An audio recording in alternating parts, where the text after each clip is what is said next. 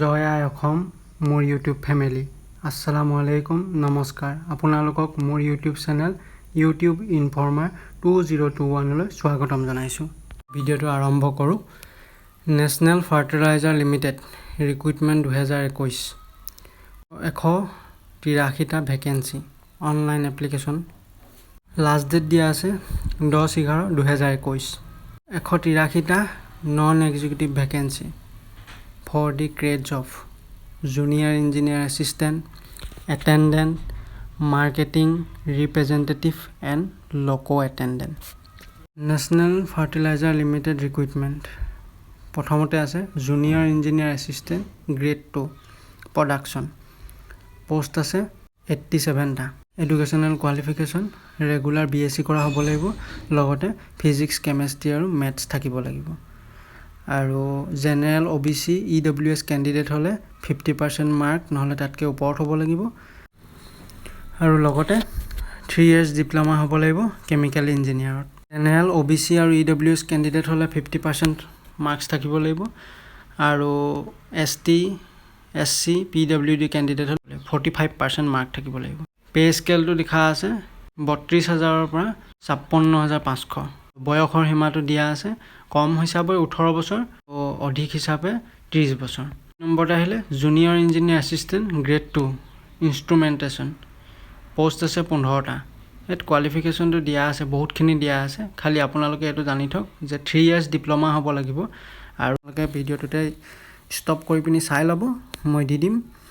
তো আপোনাৰ general OBC আৰু EWS ক্যান্ডিডেট হলে 50% হ'ব লাগিব 45% মাৰ্কস থাকিব লাগিব আপোনাৰ ST SC আৰু PWD যদি ক্যান্ডিডেট হয় তেতিয়া পে স্কেলটো দিয়া আছে 23000 ৰ পৰা 56500 বয়সৰ সীমা দিয়া আছে 18 ৰ পৰা 30 বছৰ নম্বৰটো হলো junior engineer assistant grade 2 electrical post আছে 7 কোৱালিফিকেশনটো দিয়া আছে ৰেগুলাৰ 3 ইয়াৰ্স ডিপ্লোমা হ'ব লাগিব ইলেক্ট্ৰিক্যাল and electronics 3 years regular diploma electrical or electrical and electronics engineer 50% general OBC or EWS candidate থাকিব লাগিব বা তাতকে ওপৰত হলো আপত্তি নাই 45 marks ST SC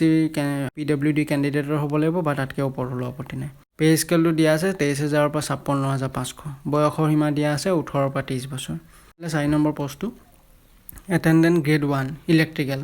পোষ্ট আছে 19 কোৱালিফিকেশন তো লাগিব আপোনাক matric plus regular ITI electrician হ'ব লাগিব আৰু মিনিমাম 50% হ'ব লাগিব জেনাৰেল OBC আৰু EWS ক্যান্ডিডেটৰ কাৰণে 45 মাৰ্কস হ'ব লাগিব আপোনাৰ ST SC আৰু PWD ক্যান্ডিডেটৰ কাৰণে পে স্কেলটো লিখা আছে 21500 ৰ পৰা 52000 বয়সৰ সীমা দিয়া আছে 18 পৰা 30 বছৰ 5 নম্বৰটো আহিলে অ্যাটেন্ডেন্ট গ্ৰেড 1 মেকানিক্যাল এটো ফিটাৰটো পৰিব আপোনাৰ কোৱালিফিকেশন দিয়া আছে মেট্ৰিক প্লাস ৰেগুলাৰ ITI হ'ব লাগিব ফিটাৰত আৰু আপোনালোকৰ 50% মাৰ্কস হ'ব লাগিব জেনাৰেল OBC আৰু EWS ক্যান্ডিডেটৰ কাৰণে 45 মাৰ্কস হ'ব লাগিব ST SC আৰু PWD ক্যান্ডিডেটৰ কাৰণে পে স্কেলটো দিয়া আছে 21500 ৰ পৰা 52000 আৰু বয়সৰ সীমা দিয়া আছে 18 পৰা 30 বছৰ 6 নম্বৰ পোষ্টলৈ আহিলো লোকো অ্যাটেন্ডেন্ট গ্ৰেড 3 পোষ্ট আছে 19 কোৱালিফিকেশন দিয়া আছে মেট্ৰিক বা SSCL বা SSC plus full time ITI in mechanic ডিজেলত হ'ব লাগিব আৰু মিনিমাম আপোনালোকৰ 50% মাৰ্ক হ'ব লাগিব জেনাৰেল OBC আৰু EWS ক্যান্ডিডেট হলে আৰু 45 মাৰ্কস হ'ব লাগিব ST SC আৰু PWD ক্যান্ডিডেট হলে আৰু যদি আপোনালোকে নেশনেল এপেন্ডিসশিপ সাৰ্টিফিকেটখন আছে তেতিয়া হলে আপোনাৰ হিচাপত থাকিব পে স্কেলটো হৈ গল 21500 ৰ পৰা 52000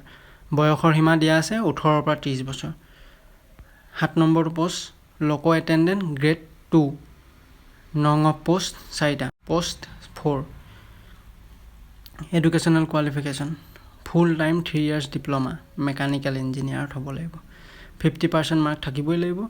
জেনাৰেল OBC আৰু EWS ক্যান্ডিডেট হলে আৰু 45 মাৰ্কস থাকিব লাগিব ST SC আৰু PWD ক্যান্ডিডেট হলে তাতকে তলত হলে নোৱাৰিব আৰু পে স্কেলটো দিয়া আছে 23000 ৰ পৰা 56500 বয়সৰ সীমা দিয়া আছে 18 পৰা 30 বছৰ 8 নম্বৰটো হৈ গল মাৰ্কেটিং ৰিপ্ৰেজেন্টেটিভ পোষ্ট 15 কোৱালিফিকেশন লিখা আছে ৰেগুলাৰ BSc আৰু এগ্ৰিকালচাৰ হ'ব লাগিব উইথ 50% মাৰ্ক, সেইটো জেনেৰেল OBC আৰু EWS কেণ্ডিডেট, আৰু 45 মাৰ্কছ হ'লে ST SC আৰু PWD কেণ্ডিডেটছ। আপোনাৰ পে' স্কেলটো হ'ব 24,000ৰ পৰা 67,000। বয়সৰ সীমা দিয়া আছে 18ৰ পৰা 30 বছৰ। আপোনালোকে এইটো এপ্লাই কৰিলে মানে আনৰিজাৰ্ভ আৰু OBC কেণ্ডিডেট আৰু জেনেৰেল কেণ্ডিডেট হ'লে মানে 200 টকা দিব লাগিব। ST SC আৰু PWD এক্স ছাৰ্ভিচমেন আৰু ডিপাৰ্টমেণ্টেল কেণ্ডিডেটছ হ'লে কোনো ফিজ দিব নালাগে। আৰু পে'মেণ্ট মোডটো অনলাইনত হ'ব। আৰু এক্সাম চেণ্টাৰটো আপোনালোকে ক'ত হ'ব চাওক। এইখিনি চব বাহিৰৰ হেৰি দিয়া আছে। আমাৰ অসমৰ ল'ৰা ছোৱালীয়ে গুৱাহাটীৰ কাৰণে এক্সাম চেণ্টাৰটো এপ্লাই কৰিব পাৰিব। আৰু আপোনালোকে গুৱাহাটীয়ে দিব, অপশ্যনত থাকিব তো গুৱাহাটীটো দিব। আৰু এপ্লিকেশ্যনৰ লিংকটো মই ভিডিঅ'ৰ ডেছক্ৰিপশ্যনত দি দিম। আপোনালোকে সেই ভিডিঅ'ৰ ডেছক্ৰিপশ্যনত চাব আৰু গৈ পিনি আপোনালোকে ডাইৰেক্ট তাত ক্লিক কৰি দিব আৰু ফৰ্মখন ফিল আপ কৰিবলৈ পাৰিব। এডভাৰটাইজমেণ্টৰ লিংকটো মই ভিডিঅ'ৰ ডেছক্ৰিপশ্যনত দি দিম। আপোনালোকে সেইটো সম্পূৰ্ণৰূপে এডভাৰটাইজমেণ্টটো চাব পাৰিব। মোৰ ভিডিঅ'টো লাইক কৰিব, শ্বেয়াৰ কৰিব আৰু চেনেলটো ছাবস্ক্ৰাইব কৰি দিব। ধন্যবাদ।